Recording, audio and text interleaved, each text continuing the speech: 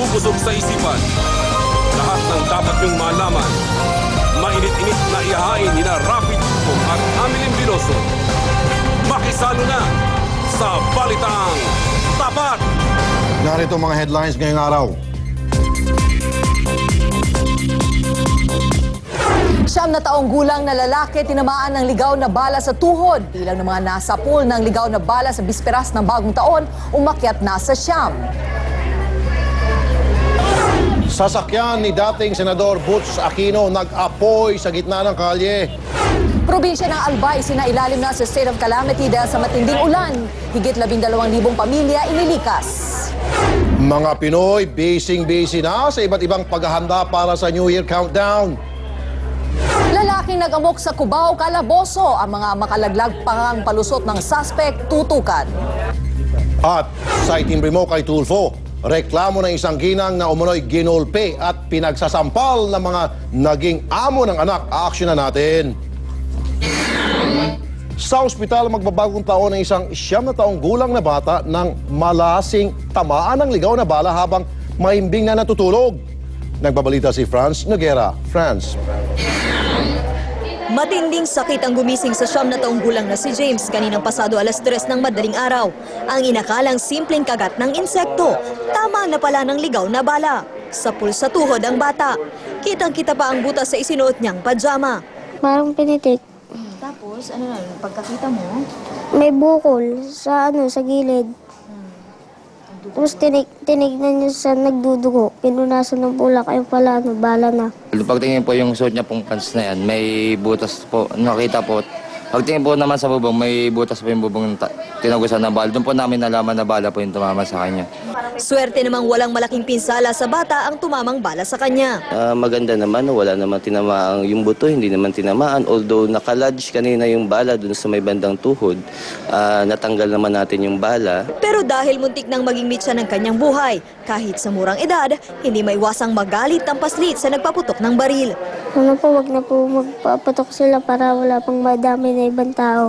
Sa kasalukuyan, nasa 23 na ang firecracker-related injury sa East Avenue Medical Center. 3 rito, biktima ng stray bullet.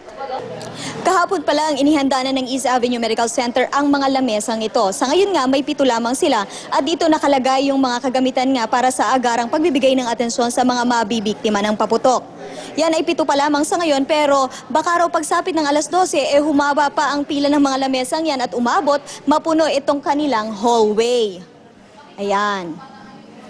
Sa kasalukuyan rin, meron lang silang 2 whiteboard kung saan nga nakalista yung mga nabiktima ng stray bullets at paputok. Pero pagsapit ng 12, baka raw dagdagan pa nila ito dahil sa dami ng mga pasyente.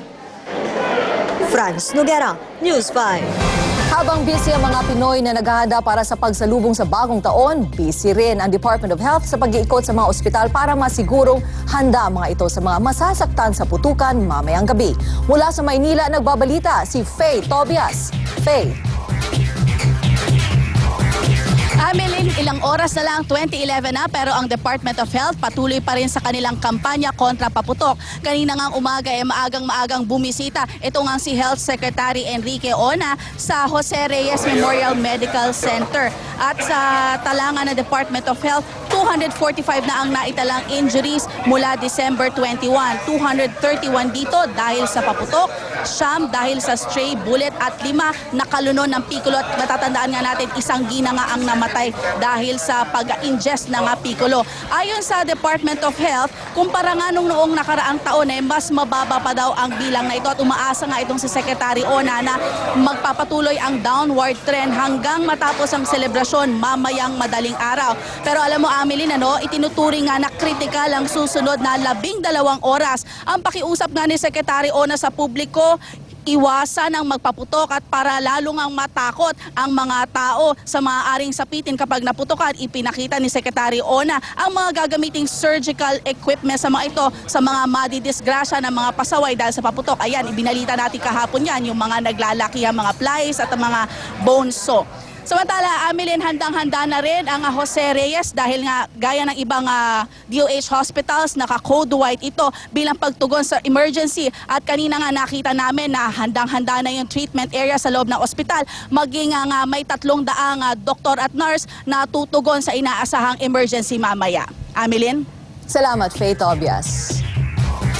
Nagsimula nang bumigat ang daloy ng trapiko sa Bukawi, Bulacan dahil sa pagdagsa ng last-minute buyers ng paputok.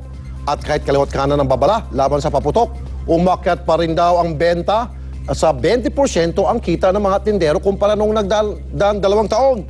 Mula Bukawi, pagbabalita si Gerard Garcia.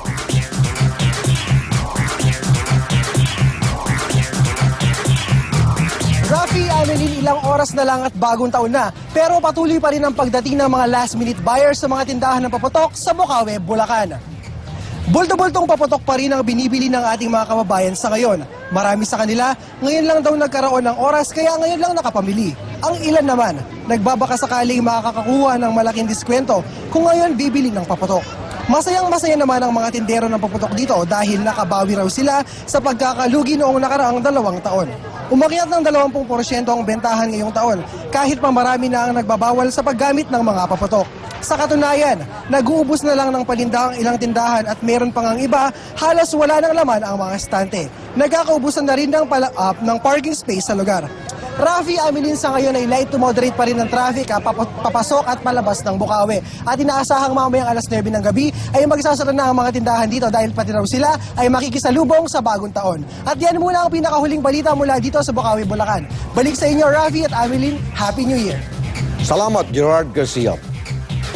Pasadahan natin ang mga police report.